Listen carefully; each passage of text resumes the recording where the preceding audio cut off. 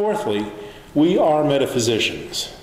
Whether you call yourself a metaphysician or not, the fact that you have opened this sermon lesson and are listening to it or reading it with interest indicates that you are on a spiritual path with an above-average interest, knowledge, and intelligence about the spiritual world in which you live.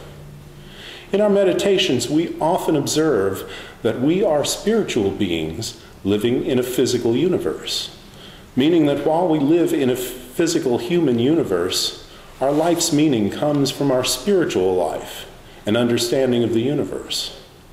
In other words, as metaphysicians, we may have a better understanding of life's purpose and attributes than those on a less spiritual path.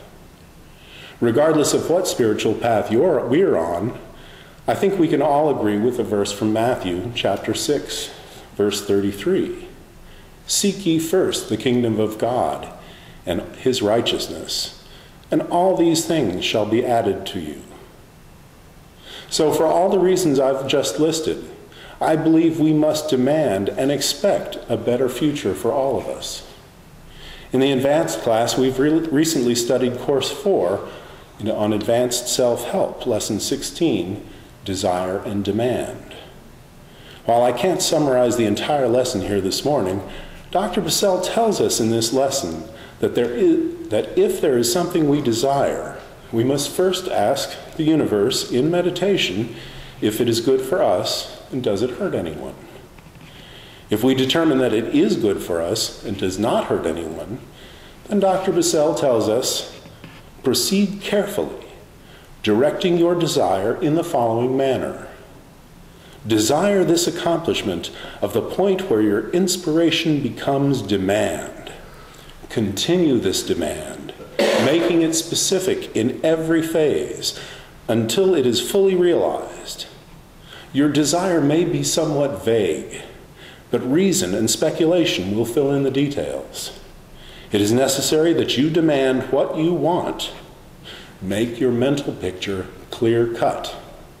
The clearer the picture, the earlier the realization. At this point, I suggest you go back to the courses and reread this lesson in its entirety for clarity and understanding. My point this morning is that I believe we all have good reason to be more optimistic in the coming year for all the reasons I've stated above. Our theme in many recent lessons has been about how we create our own personal universe.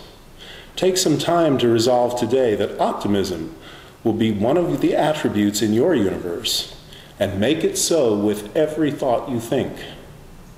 If you find yourself having a negative thought, make the observation that you found a negative thought, and declare to yourself that I cancel that negative thought and replace it with an optimistic thought now. God is, I am, optimistic. I expect and demand an abundance of health, harmony, peace, love, and joy in my life now and always. Keep these thoughts foremost in your mentality, and in this way, you can transform your own personal universe into a paradise far greater than you ever imagined. You simply need to take the time to remember that you are the powerful master of your universe.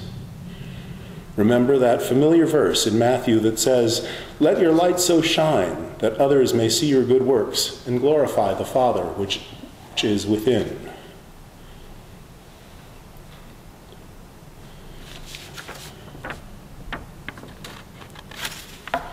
The title of this morning's lesson is, Can you empower yourself with optimism? Well, of course you can. But if you're not already empowered with optimism, you need to ask yourself that question.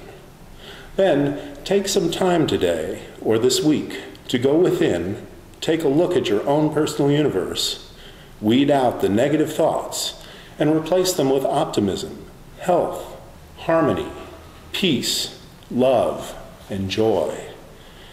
Keep working to make your own personal universe your own personal paradise. And next time you have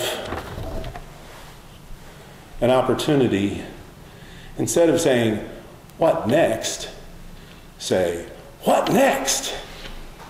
Thank you for your attention this morning, and join me now in the acceptance statement. Now, may the light illumine our mind with wisdom. May love fill our heart with understanding. May the one life shine forth from our innermost being so that we walk renewed in light, life, and love today, tomorrow, and forever.